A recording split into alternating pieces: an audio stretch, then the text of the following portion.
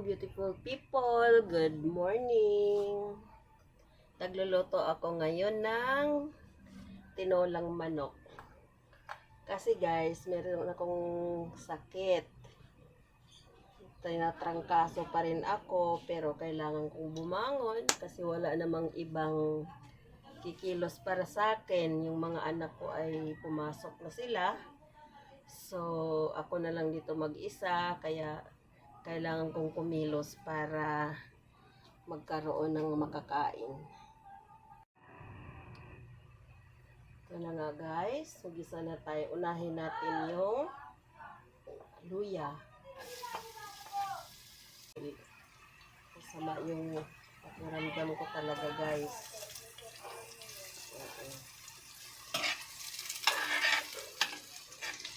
Tapos ko nitong magluto, kakain na ako. Sisiga na uli ako guys kasi pinipilit ko lang talaga bumangon para makapagluto ako dahil wala namang gagawa nito sa akin. Ito naman yung bawang, pinakalas. Tapos dinalagay ko na yung aking manok.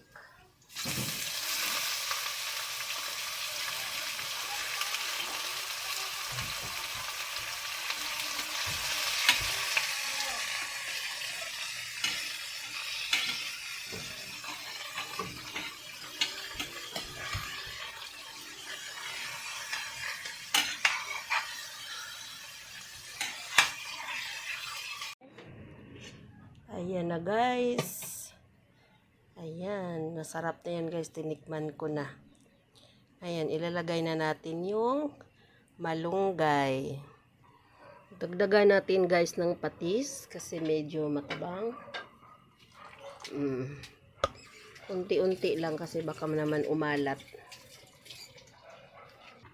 Tapos guys, ilalagay na natin yung ating malunggay, pampahaba ng buhay. Yan. Ayaw matanggal. Hawakan mo nga to. Ito?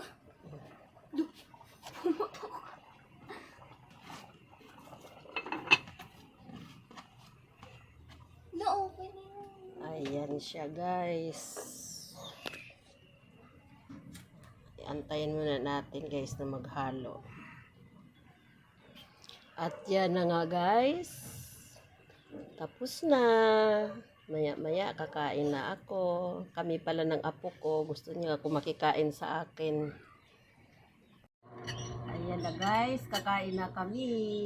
Ito yung aking tinola. Ayan o. Tatlo kami ng mga apo ko. Ayan sila. Kasi papasok sila sa school. Ayan yung isa o. Papasok sila. Si Kane. Mamaya na daw yun. Mamayang hapon papasok nun. 2 to 6 yun eh. Okay. So, kakain na kami guys. Kasi ito, 10 o'clock ang pasok nito eh. Alas 9 na. 9:01. Sabi sa mo Follow pagkain for dyan. more. Ay, mami.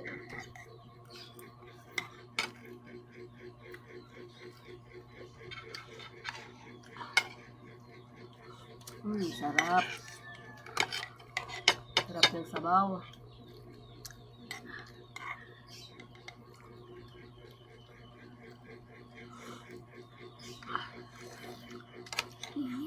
Init na.